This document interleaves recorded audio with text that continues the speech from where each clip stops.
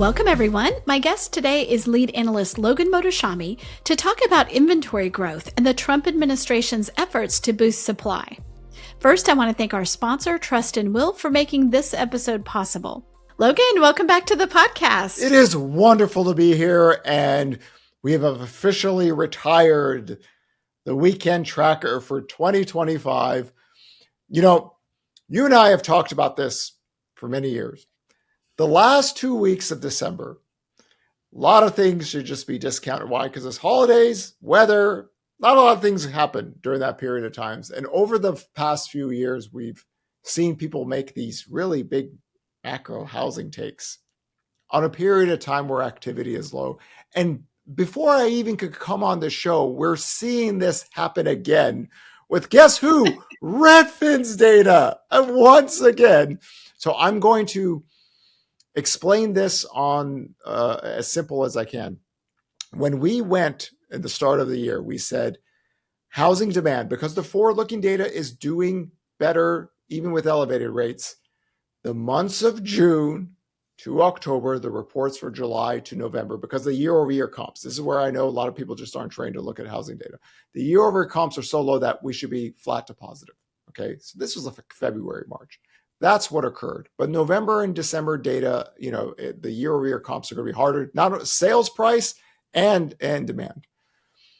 During that period of time, mortgage rates went lower. Don't make this any complicated as it is. Mortgage rates went lower. Forward-looking demand picked up. We hit a 9-month high in sales. During that period of time, Redfin came out and said it was the biggest buyer-seller's gap in history. The prices never fell like some people thought. Highest cancellation rates ever. Delistings highest ever, all this stuff, 9-month high in existing home sales. Pricing firmed up just a little bit. You have to be careful of who you listen to, because before we even started the show, people are taking the weekly sales. You have a positive demand curve. Then you go into the last 2 weeks of December. You should just discount everything. That's why I wouldn't even write this last tracker article because it's the last 2 weeks of December. But we had 1 week. I said, let's just get the last one in. So just be mindful out there, because before we even got to this podcast, there was already bad takes. It's interesting to me that I think there are people, I'm not saying Redfin, but other people we know, like trolling people, will wait for this sort of data to show and be like, look, demand is, fallen through, or what this is all. And it's like, no, it's Christmas and people are not looking at houses right now. There were some really, really bad takes on the existing home sales. I mean, we went to another level of bat bleep that people were talking about, home sales hit the lowest levels ever, that report, and the seasonal, non-seasonal. I was just like, oh my God, this is why it should be mandatory that people read books instead of burn them. You just take a dot plot of existing home sales going back to 1968. Just follow the seasonal trends right there. If sales are rising, it rises. If it falls, it falls.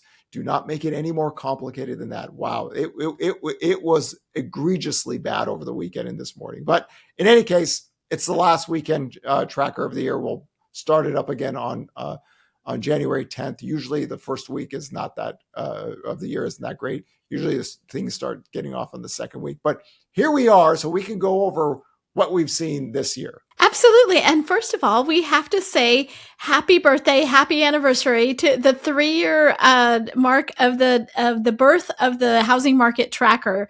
Thanks to you, Logan Mohtashami. We had talked about it and I was like, okay, let's think about this. We'll do a rollout. You're like, no, I just wrote it. You need to publish it. And I was like, but wait, we need a plan. You're like, nope, I have the data. I want to get it out there. And so we did, even though I think it was right after Christmas. It was so painful because we had to wait legally until some things got sorted out before we could do the tracker. And I sat there and I'm like, because it's late 2022, right? This is why I always say any human being can forecast, but very few people could actually show a working model with live data. And what happened in late 2022 is that forward-looking data started to get better and people ignored it. We didn't have the tracker then. I was like, oh my God, just please, let me get it. Because what's going to happen is that if the market, if existing home sales finally get down to 4 million and then forward-looking data gets better, the whole supply and demand equilibrium changes. But we have to wait to the end of the year to get it up. But now we've got a full year of 2025. We've had some very interesting housing takes. And it's basically looks kind of similar to what we've seen in the last few years. Inventory's growth is rising. Inventory growth has really slowed down from the year. I don't know how many people were telling you this. That's why I always say, find out who was telling you that starting mid-June, because you can test it now, right? We have people that had forecasted the biggest and second biggest nominal national home price crash in post-World War II and stayed negative the whole way because either they don't have a working model that works or they're doom porting, right?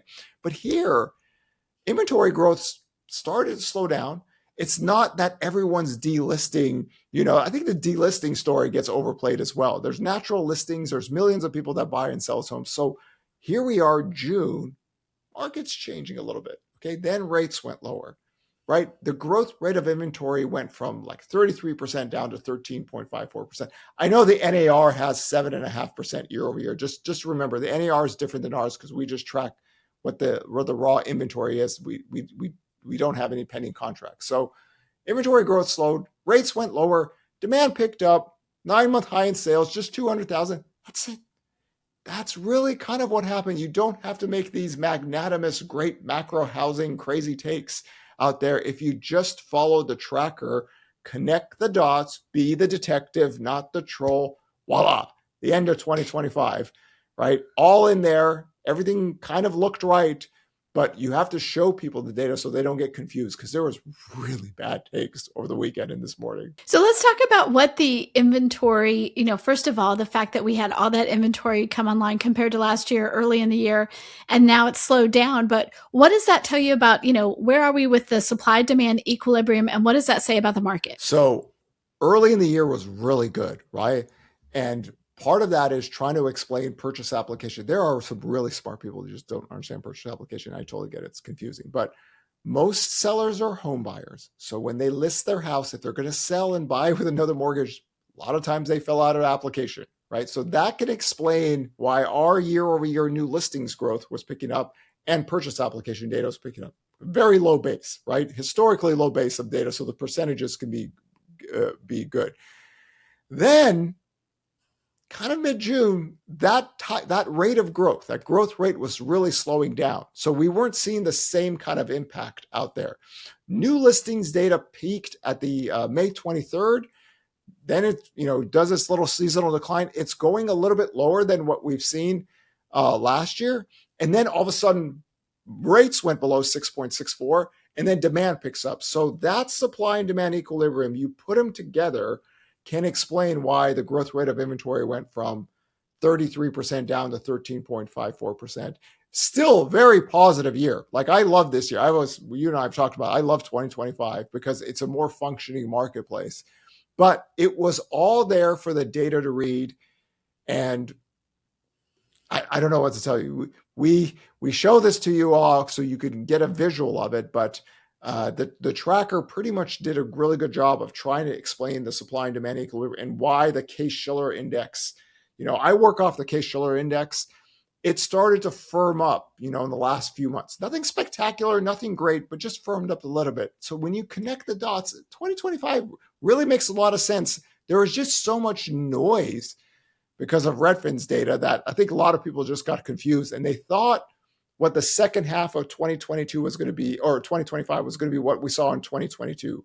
Really nominal, noticeable declines in home prices, which is very rare, but that did happen in 2022. Well, home sales were crashing in 2022.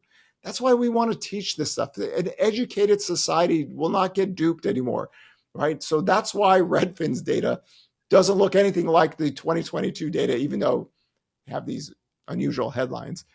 And here we are. It's at the end of the year. It's the last 2 weeks. I really didn't even want to write this last week, but we go into it, we prep, we get ready, because after starting the second week of January, game's on again. And we do this over and over and over again. And that's what live, fresh data that looks current to out.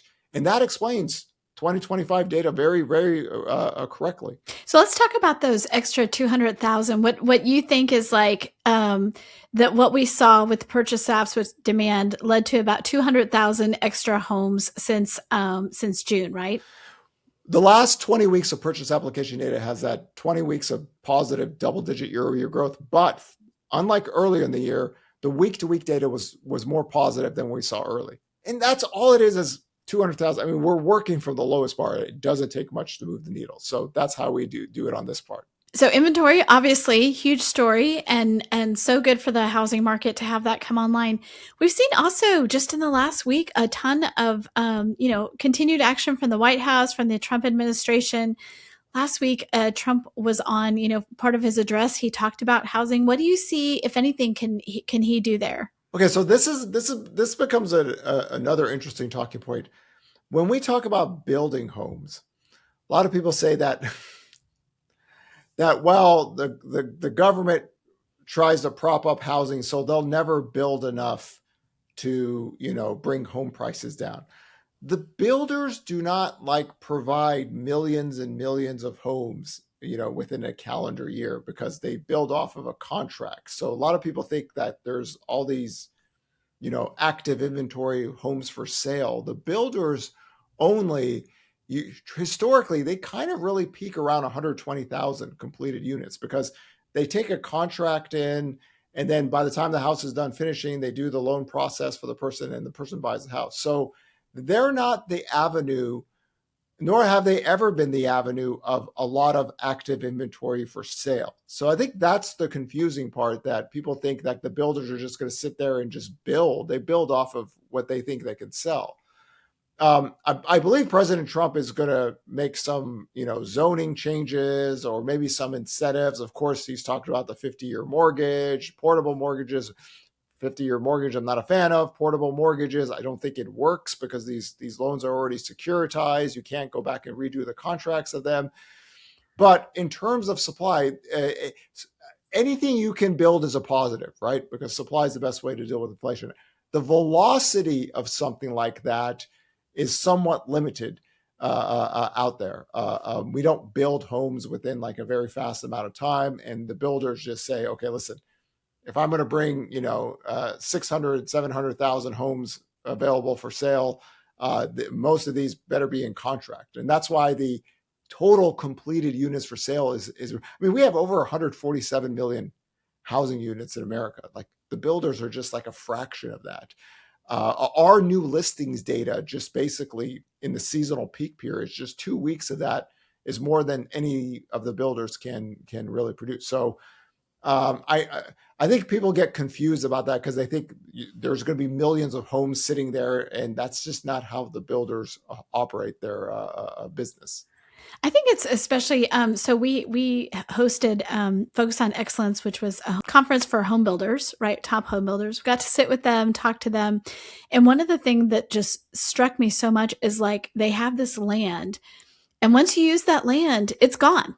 You can't build on it. So they have these, 20, 30, 40-year plans for when they're going to develop different, parcels of land, so that it gets, makes them the most money, is the most advantageous. So it is a very, to incentivize them to be yes, this thing you've been holding on to for 20 years, now is the right thing to do it because this administration says this or whatever. There's a lot more going on behind the scenes than just just build some more houses, This is the big argument I always have versus the yes in my backyard people, that what they're implying actually has never existed in history. The builders just flood build homes. So you can have all these lots and these plans and everything, but they typically only look at, okay, well, X amount of demand is here. Okay, so by the end of this quarter, I have X amount of completed units for sale. Or if you're doing it for apartments and rents, you go, okay, I build this. This is the cost of this. This is how much I could rent for. Okay, so there's that demand factor in terms of production. We don't do what a lot of people think, the supply drives this, and then the demand will follow it out there. There are a lot of places that have built a lot of homes, especially in the South, but majority of the inventory in America really comes from the existing stock, because that's the existing home sales market is the biggest avenue of supply, actually. So well over 90%. So there's a lot of confusion about this, and trying to explain it is just post World War II, there's never been a period in time where we built so many homes that home prices fall. Like we're in this conversation that we have to build enough for prices. That's just not how it works. And the only time we actually really saw authentic price declines that people say, well, that'll bring affordability down, was major distressed sellers and inventory and the housing crash and stuff like that. So it's a complicated subject, but I think what the president, when he eventually announces, just remember, this has limits, but it's still a positive, right? Supply is the best way to deal with inflation. But I've always been in this camp. I'm never a construction boom person. I mean, we wrote that article in 2021, said everyone's going to be so disappointed. We sit here today, housing permits at recession levels, starts are at recession levels. The multifamily boom that we had briefly during COVID, that's already ended. So there's limits to what you can do. And still, the existing home sales market is really the biggest supply driver out there, because that's where the most of the stock of homes are out there. The home builders are just a fraction of what it is. Especially if you think about it, which you've described it this so many times, is like as soon as that new home is built and sold, it is now, the next transaction. It is now an existing home. It got built, it got bought, someone moves in. It's now an existing home. So there's a reason why it's like the giant gorilla, right?